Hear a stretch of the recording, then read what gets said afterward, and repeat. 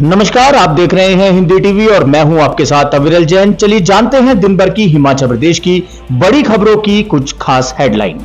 हिमाचल में 3 दिन भारी बारिश का ऑरेंज अलर्ट, 562 सड़कें यातायात के लिए बाधित। हिमाचल प्रदेश में ऑरेंज अलर्ट के बीच रविवार को दिन भर मौसम खुश्क बना रहा। राजधानी शिमला में बादल छाए रहे। मौसम विभाग केंद्र शिमला ने सोमवार को येलो अलर्ट जारी किया है।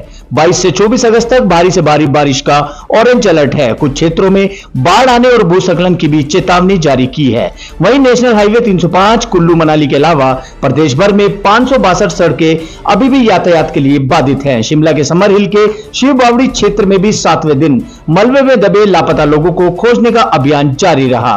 3 लोग अभी भी लापता बताए जा रहे हैं।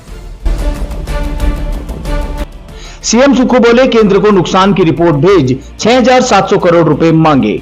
मुख्यमंत्री सुखविंदर सिंह सुक्खू ने भाजपा के राष्ट्रीय अध्यक्ष जेपी नड्डा को बताया कि प्रदेश सरकार ने केंद्र सरकार को राज्य में 10 अगस्त तक हुए नुकसान की रिपोर्ट भेजकर 6,700 करोड़ रुपए मांगे हैं। राज्य में प्राकृतिक आपदा से 10,000 करोड़ रुपए से ज्यादा का नुकसान हुआ है। उन्होंने बताया कि केंद्र ने राज्य आपदा प्रतिक्रिया निधि के तहत 2 वार्षिक किस्तों में दिए जाने वाले 360 करोड़ रुपए ही जारी किए हैं। ऑडिट आपत्तियों को दूर करने के लिए राज्य सरकार के प्रयासों के बाद केंद्र ने लंबित 315 करोड़ रुपए में से 189 करोड़ रुपए जारी कर दिए हैं।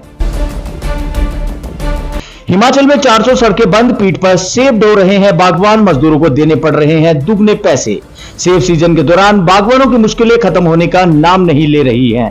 प्रदेश में अभी भी करीब 400 सड़कें बंद हैं, जिसके चलते बागवानों को पीठ पर सेब की ढुलाई करवानी पड़ रही है। 1 किलोमीटर का 100 रुपए प्रति पेटी का किराया दिया जा रहा है। शिमला मंडी और कुल्लू में बागवानों के लिए तैयार फसल मंडियों तक पहुंचना चुनौती बन गया है। बागवानों को सेब तोड़ान के बाद ढुलाई के लिए मजदूरों को दुगने पैसे देने पड़ रहे हैं। निचले इलाकों के बाद मध्यम ऊंचाई वाले क्षेत्रों के बगीचों में भी सेब की फसल तैयार है। समय पर तुड़ान और फसल मंडियों तक पहुंचना बहुत जरूरी हो चुका है, लेकिन सड़कें बंद होने से बागवानों की परेशानियां बढ़ गई हैं।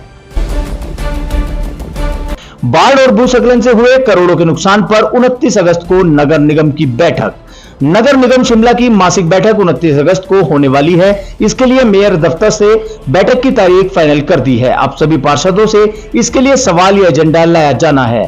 माना जा रहा है कि शहर में इस दौरान बारिश के बाद भारी नुकसान हुआ है। इसकी भरपाई कैसे की जाएगी, इस पर चर्चा करके कोई बड़ा प्रस्ताव राज्य सरकार को भेजने की मंजूरी मिल सकती है। जिन लोगों ने इस पूरी आपदा में अपने घर को खोया है और अपनों को खोया है, उनके लिए भी कोई सरकार के लिए मंजूरी भेजी जा सकती है। इसका प्रस्ताव नगर निगम के हाउस के पास से होकर राज्य सरकार को भेजा जा सकता है। बांध जलाशय में फंसे सभी 10 लोगों को सुरक्षित निकाला। 9 घंटे तक चला बचाव अभियान। हिमाचल प्रदेश के मंडी जिले में जल स्तर बढ़ने के कारण कोल बांध जलाशय में फंसे सभी लोगों को तकरीबन 9 घंटे के बाद सुरक्षित निकाल लिया गया है। 5 वन विभाग के अधिकारी और 5 स्थानीय लोग सहित 10 लोग बताए जा रहे थे, जो कि एक नाव में फंसे थे। एनडीआरएफ और स्थानीय प्रशासन की टीम ने मिलकर रेस्क्यू ऑपरेशन चलाया है। मंडी के उपायुक्त अरिमंदन चौधरी ने कहा कि कोल बांध जल विद्युत परियोजना में वन विभाग के 5 कर्मचारी सहित 10 लोग फंस गए थे, जिन्हें सकुशल ऑपरेशन के तहत आज निकाल लिया गया। प्लानिंग नहीं कर रहे हैं हिमाचल का रुख, आपदा से पर्यटन उद्योग को करीब 600 करोड़ का नुकसान। प्राकृतिक आपदा से बीते 2 महीने में हिमाचल के पर्यटक कारोबार को करीब 600 करोड़ का नुकसान हो गया है। भूस्खलन से सड़कें बंद होने और बादल फटने जैसी तबाही के बाद सैलानी हिमाचल का रुख नहीं कर रहे हैं। वीकेंड पर भी शिमला मनाली चायल धर्मशाला और डलहौजी में भी होटलों के कमरे खाली पड़े हैं। सड़क, रेल और वायु यातायात प्रभावित होने से प्रदेश में पर्यटन कारोबार पटरी से उतर गया है। जुलाई और अगस्त में होटलों में डिस्काउंट के चलते वीकेंड पर शिमला, कसौली और चायल के होटलों में 70 से 80% तक बुकिंग होती थी। हफ्ते के अन्य दिनों में भी 40 से 50% तक कमरे बुकिंग लगातार होती थी, लेकिन इस साल प्राकृतिक आपदा के बाद कमरे खाली पड़े हैं और होटल स्टाफ को छुट्टी पर भेज दिया है। वहीं कोरोना के बाद प्राकृतिक आपदा से टैक्सी कारोबार बुरी तरह से प्रभावित हुआ है। टूरिस्टों के न आने से गाड़ियां खड़ी हो गई हैं और स्टाफ छुट्टी पर भेजना पड़ रहा है। 21 बांधों से मानकों के हिसाब से नहीं छोड़ा पानी, होगी कार्रवाई, मुख्य सचिव ने मांगी रिपोर्ट। सरकार ने पाया कि राज्य के 23 बांधों में से 21 ने सुरक्षा मापदंडों का उल्लंघन किया है। मुख्य सचिव प्रबोध सक्सेना ने बताया कि कम से कम 21 बांधों ने सुरक्षा मापदंडों का पालन नहीं किया है और उनके खिलाफ कानूनी कार्रवाई की जाएगी। उन्होंने कहा कि अधिकारियों को बांधों से हुए नुकसान पर विस्तृत रिपोर्ट तैयार करने के निर्देश दे दिए हैं।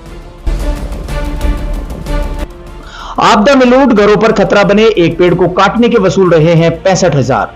राजधानी में रिहायशी भवनों पर खतरा बनकर मंडरा रहे पेड़ों को काटना शहरवासियों के लिए मुसीबत बन गया है। आपदा के बीच कई मजदूर घरों पर खतरा बने पेड़ों को काटने के एवज में मनमाने पैसे वसूल रहे हैं। आकार और लंबाई के अनुसार एक पेड़ को काटने के लिए 50,000 से लेकर 65,000 रुपए तक वसूले जा रहे हैं। शाखाएं काटने के लिए 15 से 30,000 रुपए तक लिए जा रहे हैं।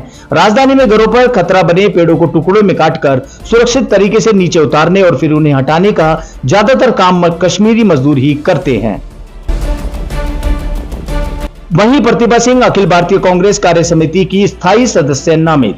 प्रदेश कांग्रेस अध्यक्ष व सांसद प्रतिभा सिंह को अखिल भारतीय कांग्रेस कार्य समिति का स्थायी आमंत्रित सदस्य नियुक्त किया गया है। ऐसे में उनका सियासी कद और बढ़ गया है।